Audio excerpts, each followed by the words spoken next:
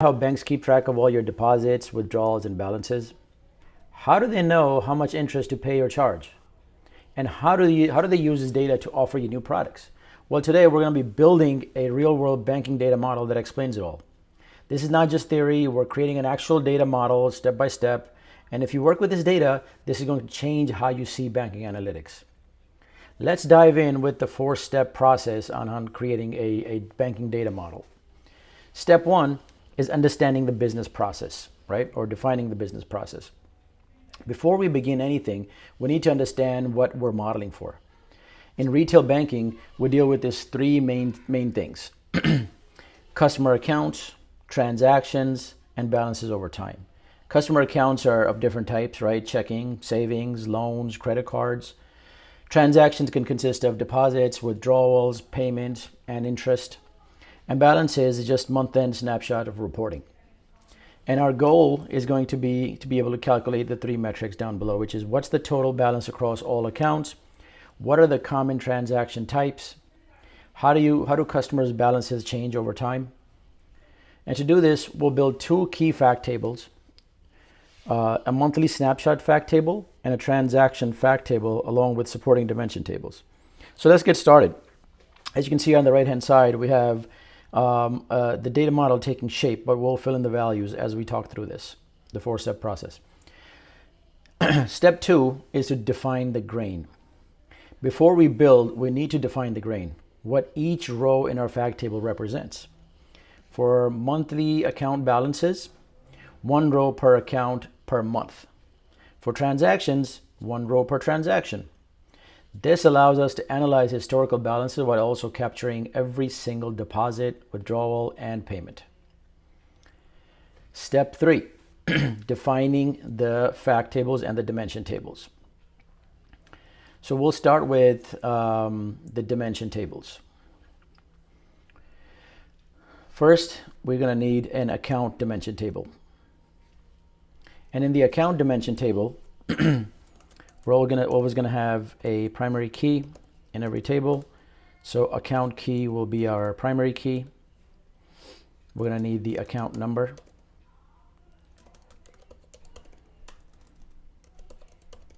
This is going to be our natural key or business key. And we're going to need the primary account holder information. It's going to be name, all the attributes about the individual holding the account. And the account open date, right, when the account was originated, and then product type. What type of, as we talked about earlier, there could be different types of products, different types of accounts. So which type of account are we trying to analyze? And this table helps us track any individual accounts in the bank. Second dimension we're going to work on is the household dimension. And household groups multiple accounts under one entity. So in this instance, we'll have our household key as our primary key. We'll have the household name, household address, household income, and home ownership status as some dimensional attributes. Whether it's an own, are you owning this house or are you renting it? And this table, the bank can analyze total balances and product adoption at the household level. Next, we're going to be working on the branch dimension. Each account is linked to a bank branch where it was opened, right? You have to walk into a bank to be able to open up your account. So you'll need a branch key. And then you have the branch location itself. And then the branch manager. This lets us analyze performance across different locations. And next, you're going to work on the date dimension. Every good data warehouse has to have a date dimension table. So date keys are a primary key there, and then we have attributes broken out like year, month name, day. These are all attributes that can be used for reporting later down the line. And then we're going to have something called a transaction type dimension. We can talk about this in a second, but basically it's going to give us information on what type of transaction we're trying to analyze here. Whether it's a deposit, a withdrawal, or a loan payment. Next, we're going to look at our fact tables. We're going to start with our monthly account snapshot fact table. And this is going to consist of a lot of foreign keys that are going to reference our dimension tables. So we're going to start with month and date. Since this is a monthly table, we're going to measure account balances at the end of the month. So this is going to be our foreign key to the date, account key,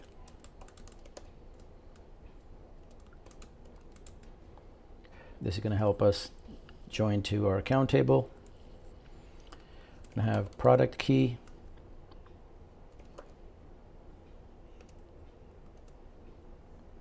if we have a separate product table. Have a household key that's going to allow us to join to the household table. And have a branch key that's going to help us join to the branch table. And then we're going to have account status key, which allows us to figure out if an account is active, closed, or delinquent, if we have a dimension table that allows us to do that. But for our instance, we can always look up at the end of the month between with the latest record in the account dimension table and pull up whether that account's current status is closed or open. And now we're going to have some measures. Primary balance, interest paid, interest charged, and number of transactions. So your primary balance is the account balance at the end of the month. Interest paid is to the customer. Interest charged on loans and credit cards. And number of transactions is the total number of transactions within that month. Next, we're going to look at the transaction fact table. Just like the snapshot table, we're going to have a bunch of keys here as well that references all of our dimension tables. So we're going to start with transaction date key. This is going to be a foreign key reference to our date dimension. An account key, which helps us join to our account dimension. Customer key.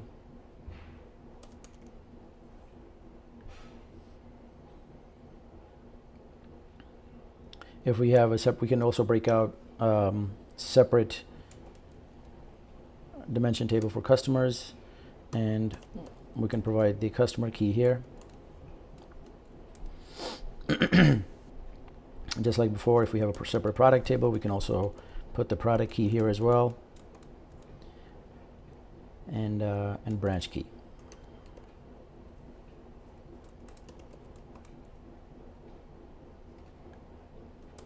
And this is going to be our foreign key.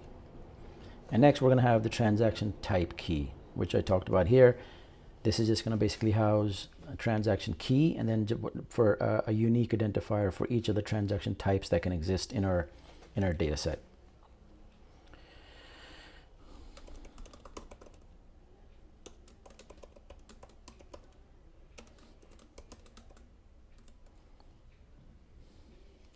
And this is going to be our transaction ID for that particular transaction, and transaction amount, and transaction status. Sometimes you can have a case of successful, pending, and failed transactions. And since this is a fact table that allows us to get to that granularity, we're going to be able to store every state of that transaction within this model here. And just like that, we've completed a sample data model for a retail banking shop, right? We have 2 fact tables in the middle here, and we have in this view we have 5 dimension tables, but you can obviously expand it to more as depending on your requirements. And that's how you build a powerful banking data model. This setup tracks both historical balances and real-time transactions for deep financial insights.